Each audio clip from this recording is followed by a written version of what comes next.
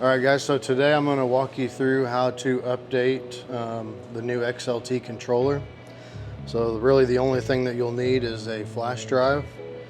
It does need to be a USB-C flash drive, but that's the only tool we're going to need. And this will also have to have the newest update on it. It'd be something that we probably emailed to you if that's why you're wanting to update it here. But yeah, we'll go ahead and get started. All right, so the first thing we're gonna do, you can see we've got the controller powered up here and we've got a green light. So we're gonna turn it on. And then we're just gonna go verify what software it has in it before we get started.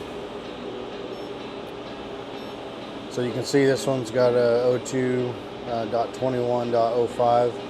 So this is actually a fairly old version that we're gonna be updating on this one here. So back out to the home screen. Once you're on this home screen, you hold these two middle buttons. And it takes you to this other screen here. You can see this one over here, SW upgrade, that's software upgrade. So we're gonna go over there, press enter. We wanna update the software, press enter.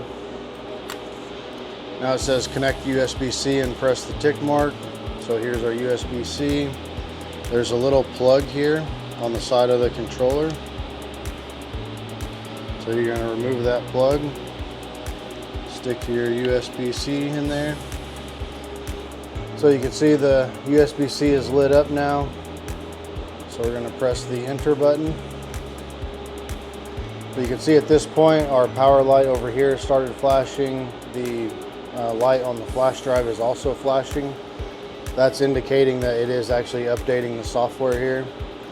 It's a fairly large file, so it is going to take about 4.5 minutes or so from the time you press enter to the time that it's ready to go again. You'll know it's ready to go when the power light stops flashing. It'll go solid green. So we'll wait for that here. Okay, so you can see now here our controller has stopped flashing the power light. So that means it's done updating, it's ready to go. So when you turn it on, you may get some errors, you know, similar to this, or you may get a radio error. It kind of just depends on what software you're coming from, what you're going to. But I'll show you how to resolve this here. But so you just press the enter button here and we'll clear this. We're gonna go ahead and remove our USB stick. So then one thing we want to do after you flash it, and you really want to do this no matter, I guess, what software you're going to, is we want to go back into this main screen. So we're going to go to configure set. Then we want to scroll down through here.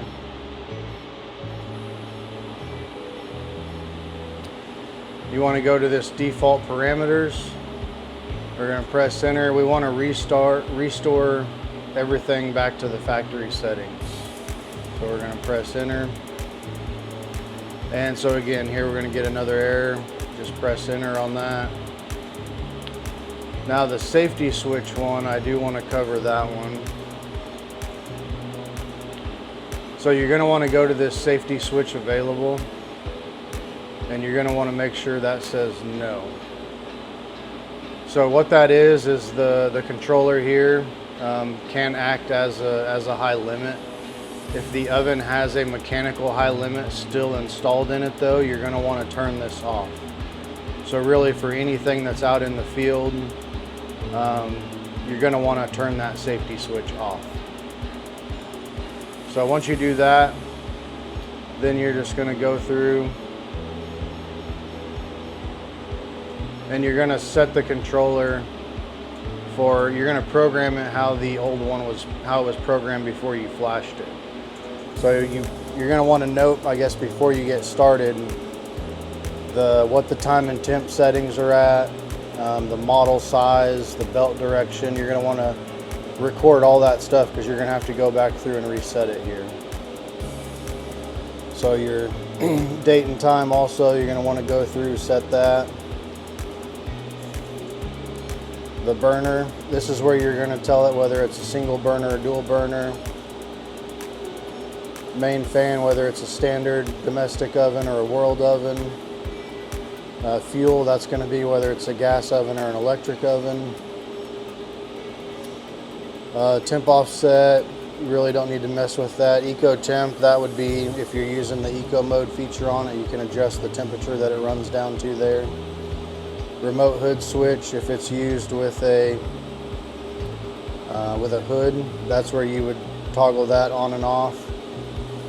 Some of this other stuff you'll see here, like remote user interface, some of that stuff's for future development, future options that'll be coming. So at this time you won't need to mess with any of that stuff. So then you're also going to want to go to belt set here. Here's where you're going to program your belt length, the belt direction, what motor you're using, whether you're using like an older brother motor or the newer ZD motor, you'll program all that here.